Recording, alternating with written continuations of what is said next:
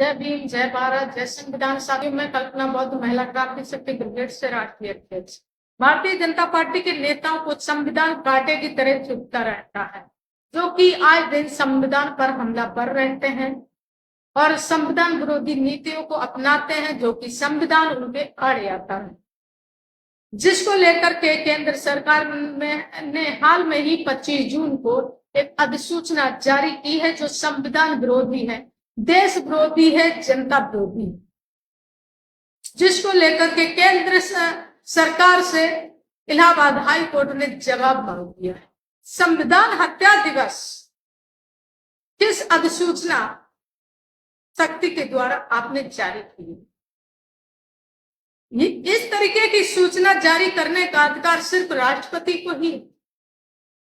फिर यह सूचना किसके द्वारा जारी की गई, किस शक्ति के द्वारा?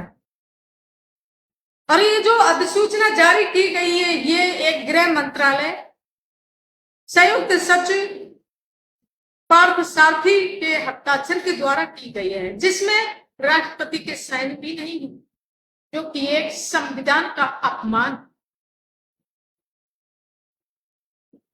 यह हमारे देश के एक भारतीय गौरव, एक इतिहास का अपमान।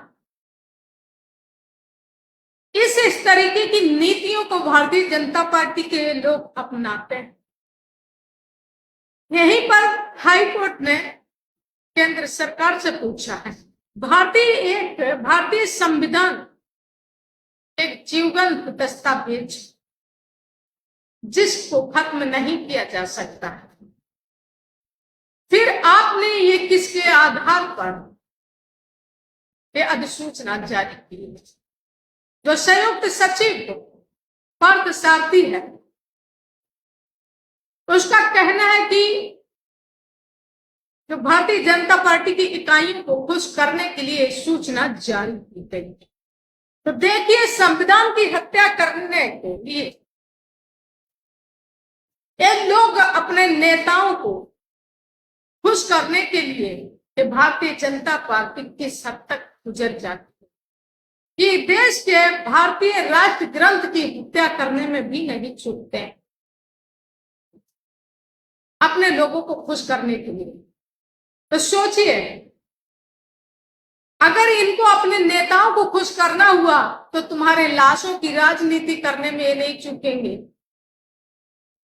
तुम्हारी हत्याएं करवाने में नहीं चूकते हैं, हिंसा करवाने में नहीं चूकते हैं। हमारे जो सांसद, एमपी, एमएलए बैठे हैं, उनके मुंह पे तो पट्टी ही बंध गई, टैप लग गया, उनका जमीर मर गया। राष्ट्र ग्रंथ संविधान के बारे में, जिससे पूरा देश चलता है, उसके बारे में इस तरीके की नीतियां अपनाई जाती हैं संसद में बैठकर, लेकिन हमारे लोगों की बोलती बंद होती है।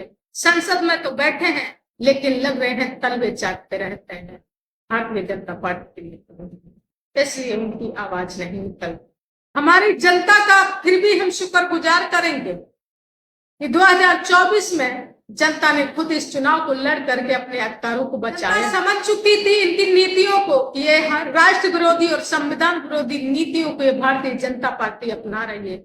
हमारे अधिकारों को खत्म कर देगी यदि 2024 में ये पुनः सरकार यदि वापसी करती। तो हम आभार प्रकट करते हैं अपने देश की जनता को, इस समय पर सही फैसला लिया, अपने अधिकारों को बचा लिया। अगर यहीं पर विपक्षी नेता या अन्य कोई आम नागरिक इस तरीके की बात करता तो वो राष्ट्रद्रोही हो जाता।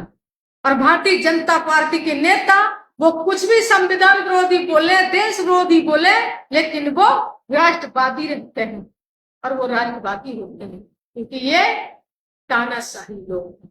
ये जो कुछ भी करते हैं वो अच्छा है, दूसरा अच्छा करके भी गलत होता। इस तरीके की नीतियों को अपनाने का मतलब ये है कि सीधा सीधा संविधान को खत्म करना चाहते हैं, जिसको लेकर के हमारे लोगों को सतर्क और सावधान रहना होगा।